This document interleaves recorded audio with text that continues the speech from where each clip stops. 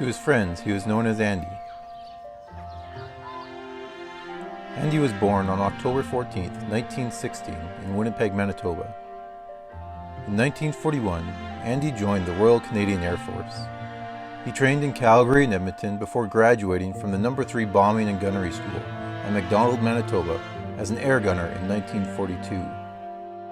Andy was eventually posted in Yorkshire, England with the 419 Moose Squadron. The Moose Squadron flew a heavy bomber known as the Avro Lancaster.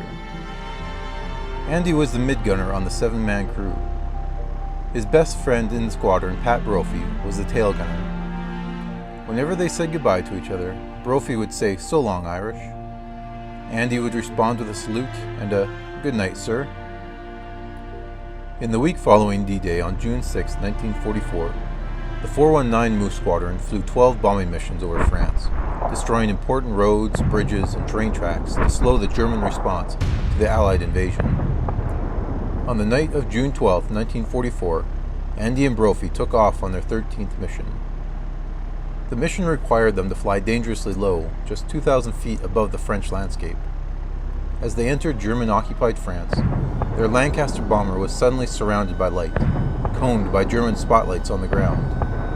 Pilot Art de Brain maneuvered the plane to escape the light and ground fire, and for a moment it seemed to work as the squadron found themselves back in the dark of night. But it was too late. A German Ju-88 had locked on to their location and opened fire on the Lancaster from below. 2 shells took out the left side engines and ignited the fuel tank. A 3rd shell ripped through the body of the Lancaster between Andy and Brophy, starting another fire inside the plane. The pilot ordered the crew to abandon the Lancaster. They were going down. Andy quickly moved to the escape hatch, but just before jumping to safety, he saw his friend Brophy was trapped in the rear of the doomed plane. Andy immediately turned away from the open door and crawled through the blazing hydraulic oil to rescue his good friend. With his own jumpsuit and parachute burning, Andy grabbed a nearby axe and began to swing, but with no success. Desperately, he pulled on the jammed doors with his bare hands. It didn't move. With time running out, Brophy screamed, "Go back, Andy, get out." There was nothing more he could do. Andy reluctantly crawled back through the flames to the escape hatch. As he reached the opening, as he had done on many occasions, Andy stood up, turned to his friend, and saluted. "Good night, sir," he said. Andy jumped from the plane and, despite his burned parachute, survived the hard landing. Tragically, Andy died a few hours later because of the burns he suffered while trying to save his friend. Andrew Charles Mynarski is buried in Plot 40 of the Maricourt Communal Cemetery, 120 kilometers north of Paris. For his extraordinary actions, Mynarski was awarded in 1946 the highest honor for valor and bravery, the Victoria Cross. 5 kilometers north of Penhold, as the Lancaster flies, is the town of Springbrook, but it was not always known by that name.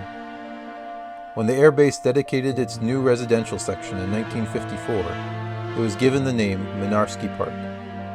It would keep this name for over 40 years. Today, the kids of Springbrook still run and jump around the playground named after Andy. The story and example of the selfless bravery of Andrew Charles Mynarski would have been lost had it not been for Pat Brophy. While Andy was not able to free his friend, Brophy miraculously survived the crash of the Lancaster bomber and walked away without a scratch.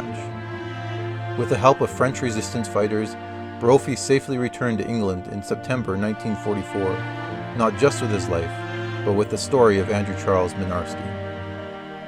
Brophy admitted, "I'll always believe that a divine providence intervened to save me because of what I had seen, so the world might know of a gallant man who laid down his life for a friend."